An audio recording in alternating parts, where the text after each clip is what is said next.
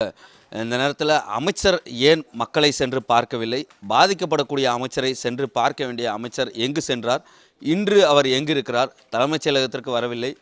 அமைச்சர் முடக்கப்பட்டிருக்கிறாரா அல்லது அமைச்சர் தன்னைத்தானே ஐசோலேட் செய்து கொண்டிருக்கிறாரா? ஏன் அவருக்கு என்ன பிரச்சனை என்ற கோணத்தில் இன்று பார்த்து கொண்டிருக்கிறோம்.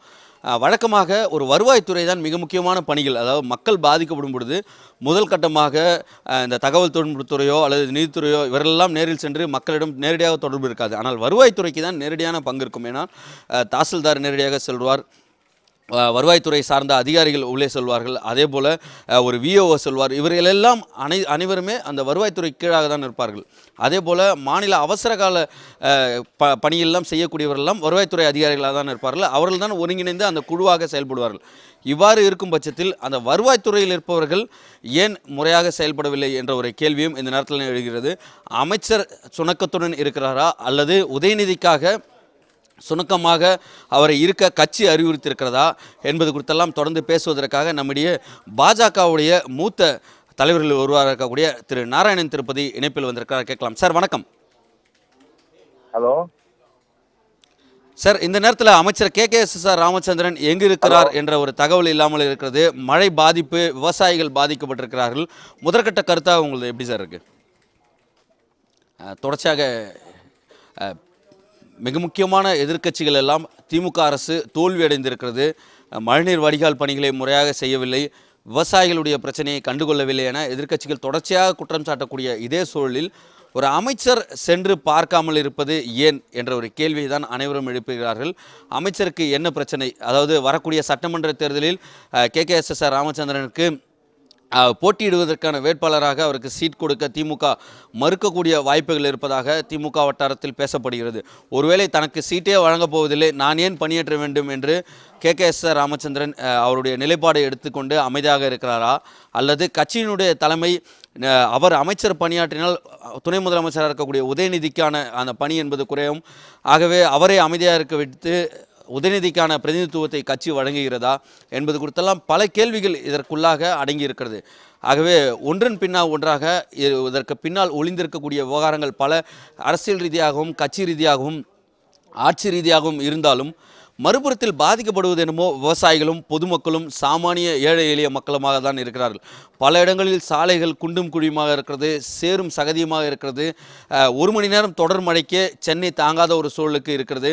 ஆனால் பருவமழையை எதிர்கொள்வதற்கு நாங்கள் தயாராக இருக்கிறோம் என்று முதலமைச்சர் MK ஸ்டாலின் கூறுகிறார். மறுபுறத்தில் பல இடங்களில் ராட்சத மோட்டார் பம்புகளை எடுத்து வந்து மழைநீர் வடிகாலுக்கு உள்ளாக இருக்கக்கூடிய தண்ணீரை எடுத்து வெளியே சாலைகளில் விட்டு கொண்டிருக்கிறார்கள். சாலைகளில் இருக்கக்கூடிய தண்ணீரை மழைநீர் வடிகால் வழியாக செல்ல வேண்டும் என்பதுதான் அனைவருடைய எண்ணமும். அதற்காக தான் மழைநீர் வடிகால் பணியுடைய அந்த மிக முக்கியமான பணி. ஆனால் சென்னை கோடம்பாக்கம், பாரதீஸ்வரர் காலனி பகுதிகள் எல்லாம் கூட மிக முக்கியமாக மழைநீர் வடிகால் பணியில் உள்ளே இருக்கக்கூடிய அந்த வடிகாலில் இருக்கக்கூடிய தண்ணீரை ராட்சத இயந்திரம் மூலமாக எடுத்து சாலைகளில் விட்டு கொண்டிருக்கிறார்கள். இதுதான் அரசினுடைய செயல்பாடா? அரசு ஏன் இந்த கவனக்குறைவை செலுத்தி கொண்டிருக்கிறது? மழைநீர் வடிகாலுக்கான அந்த இணைப்பு பாதைகளை முறையாக அமைக்காமல் விட்டிருக்கிறார்கள் என்ற பல பிரச்சனைகள் இருக்கிறது.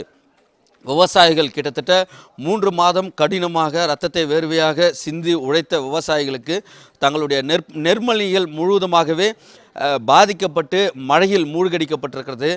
எங்களுடைய வாழ்வாதாரம் பாதிக்கப்பட்டிருக்கிறது. கிட்டத்தட்ட விவசாயிகள்லாம் தொடர்ச்சியாக பார்த்து வருகிறோம். வட்டிக்கு பணம் வாங்கி விவசாயம் செய்து வருகிறோம் என்று விவசாயிகளுடைய பேட்டிகள்லாம் பார்க்க முடிந்தது. 5 வட்டிக்கு பணம் வாங்கி தான் விவசாயம் செய்தோம், ஆனால் முழுவதுமாக தண்ணீரில் மூழ்கடிக்கப்பட்டிருக்கிறது, எங்களுடைய வாழ்வாதாரம் பாதிக்கப்பட்டிருக்கிறது என்று விவசாயிகள் தொடர்ச்சியாக அவர்களுடைய வேதனையையும் வலியும் வெளிப்படுத்தி கொண்டிருக்கிறார்கள். ஆனால் அவர்களுக்கெல்லாம் சென்று ஆறுதல் கூற வேண்டியது வருவாய் மற்றும் பேரிடர் மேலாண்மை துறையுடைய அமைச்சராக இருக்கக்கூடிய KKSSR ராமச்சந்திரன் தான். அவர்தான் நேரில் சென்று பார்வையிட்டிருக்க வேண்டும், அவர்தான் ஆறுதல் கூறியிருக்க வேண்டும். உங்களுக்கான இழப்பீடுகளை வழங்குவதற்கு அரசு நடவடிக்கை எடுக்கும் என்று கூறியிருக்க வேண்டும். இழப்பீடு கொடுப்பதற்கான ஆய்வுகளை நடத்தியிருக்க வேண்டும்.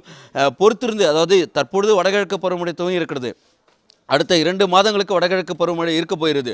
ஒட்டுமொத்தமாக இந்த 2 மாதங்களும் பாதிக்கப்படுங்கள், பொறுமையாக நாங்கள் பார்த்து அதை ஆய்வு செய்து உங்களுக்கான நிவாரணம் வழங்குவோம் என்று அமைச்சர் காத்திருக்கிறாரா என்ற ஒரு கேள்வியெல்லாம் இந்த நேரத்தில் எழதான் செய்கிறது. நம்மிடையே பேசுவதற்காக இந்த நேரத்தில் பாஜகவுடைய மூத்த தலைவர்களில் ஒருவராக இருக்கக்கூடிய நாராயணன் திருப்பதி இணைந்திருக்கிறார். கேட்கலாம். சார் வணக்கம். இந்த நேரத்தில் அமைச்சர் KKSSR ராமச்சந்திரன் எங்கு இருக்கிறார் என்ற ஒரு தகவலே இல்லாமல் இருக்கிறது. நேரடியாக சென்று பாதிக்கப்பட்ட மக்களை பார்க்காமல் இருக்கிறார் என்ற ஒரு கேள்வியும் இருக்கிறது. ஏன் அவர் இன்னமும் அமைச்சர் பதவியில் நீடிக்கிறார் என்ற ஒரு கேள்வியும் தொடர்ந்து எழப்படுகிறது. முதல் கட்ட கருத்தாக எப்படி பார்க்குறீங்க சார் இதை? திராவிட மாடல் திமுக அரசு மிகப்பெரிய தோல்வியை தழுவி இருக்கிறது என்றுதான் நாம் சொல்லுவோம். இது மக்கள் விரோத, அதே மாதிரி விவசாயிகளுடைய விரோத அரசாக செயல்பட்டு கொண்டிருக்கிறது என்பதை தொடர்ந்து சொல்லி வருகிறோம்.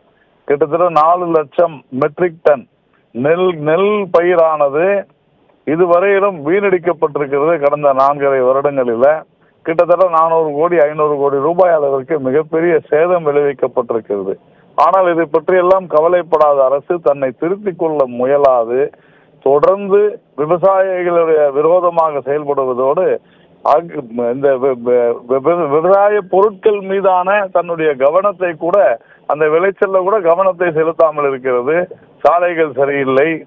எந்த ஒரு அடிப்படை தேவைகளையும் இந்த அரசாங்கம் பூர்த்தி செய்யவில்லை என்பதை இதிலிருந்து மிக தெளிவாக தெரிகிறது. ஒரு அமைச்சர் இது குறித்து உடனடியாக அவர் செயல்பட்டிருக்க வேண்டுமா வேண்டாமா என்பதுதான் நம்முடைய கேள்வி.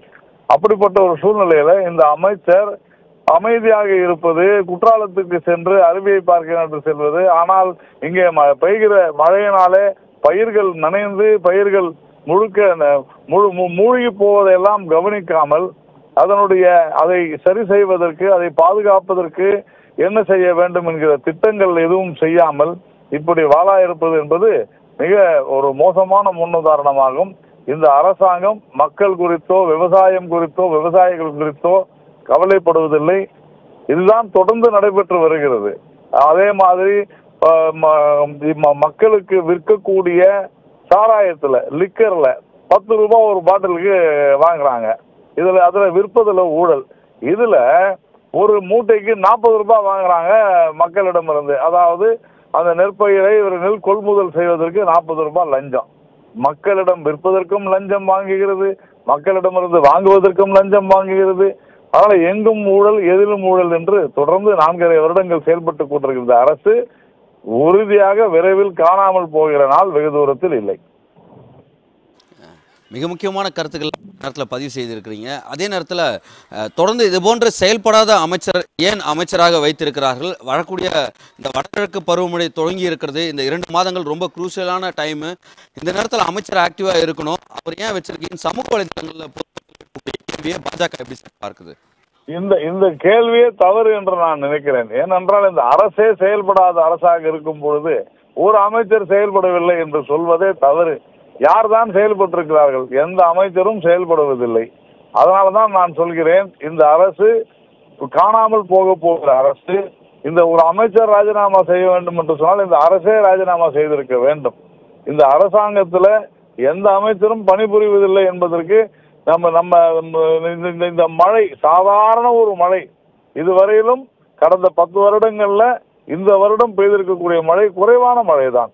ஆனா அதிலே கூட சாலைகள் படும் மோசமாக குண்டும் குழியுமாக இருக்கிறது என்று சொன்னால் கிட்டத்தட்ட 70,000 கோடி ரூபாய் நாங்கள் செலவு செய்து விட்டோம், அப்படி செய்து விட்டோம், சாலைகளை அமைத்தோம் என்று சொன்னார்கள். எங்கே செலவு செய்திருக்கிறார்கள், எங்கு சாலை போட்டிருக்கிறார்கள் என்று நமக்குதான் புரியவில்லை.